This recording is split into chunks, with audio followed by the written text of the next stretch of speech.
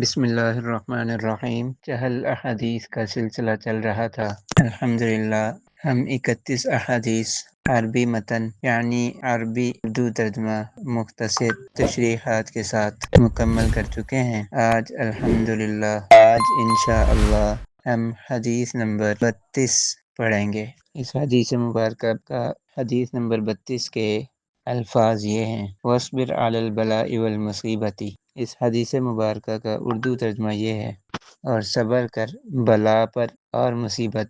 محاورہ ترجمہ یہ ہے کہ بلا اور مصیبت پر صبر کر، یعنی اگر کوئی پریشانی، کوئی تکلیف، کوئی مصیبت آ جائے، کوئی بیماری آ جائے تو اس پر صبر کیجئے۔ یہ بات اللہ کے پیارے نبی علیہ الصلوۃ والسلام فرما رہے ہیں، اور اس میں پوری امت مسلمہ کے لیے، پوری امت محمدیہ کے لیے سبق ہے کہ جب بھی کوئی تکلیف آ جائے، پریشانی آ جائے، مصیبت آ جائے، بیماری آ جائے، یا بالفاظ دیگر کوئی بھی ناخوشگوار صورتحال پیش آ جائے جو انسان کے لیے اچانک ہو اور اس کو پریشان کر دینے والی ہو، تو ایسی چیز کے اوپر صبر کیجئے، حوصلہ کیجئے اور ہمت سے کام لیجئے۔